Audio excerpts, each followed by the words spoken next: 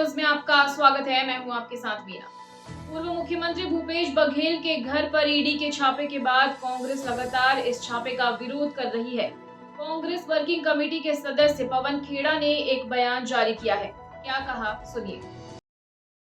Congress working committee के सदस्य पवन खेड़ा ने कहा कि आज सुबह 6:30 बजे से भिलाई में भूपेश बघेल के यहां ईडी की रेड हो रही है।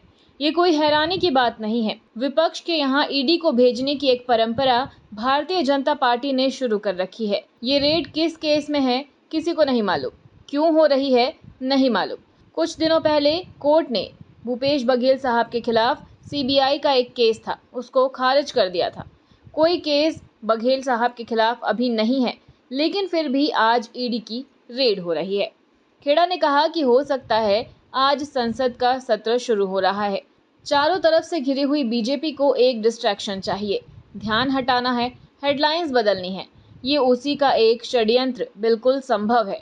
ये भी हो सकता है कि भूपेश बघेल अब पंजाब में अपना राजनीतिक गतिविधियां शुरू कर रहे हैं, प्रभारी बने हैं, तो उनको वहां डिस्टर्ब करने की कोशिश भी की जा रही हो। जो भी हो, आज ईडी भारतीय जनता पार्टी का एक अंग बनकर जिस तरह का काम कर रही है, ये भुलाया नहीं जाएगा, हम भी याद रखेंगे।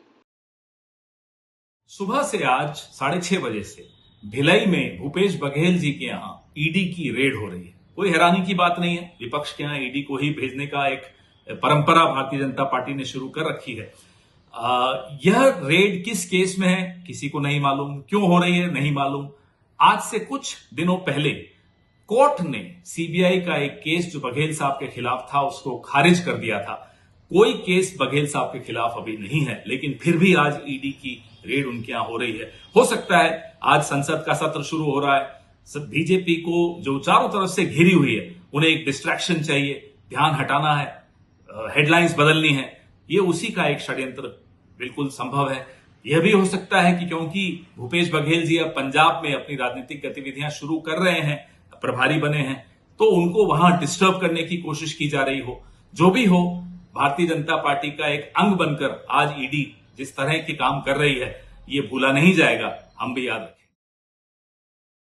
और खबरों में फिलहाल इतना ही। अपडेटेड रहने के लिए हमारे चैनल को सब्सक्राइब कर लीजिए। नई खबरों के नोटिफिकेशन के लिए बेल आइकन जरूर दबाइए।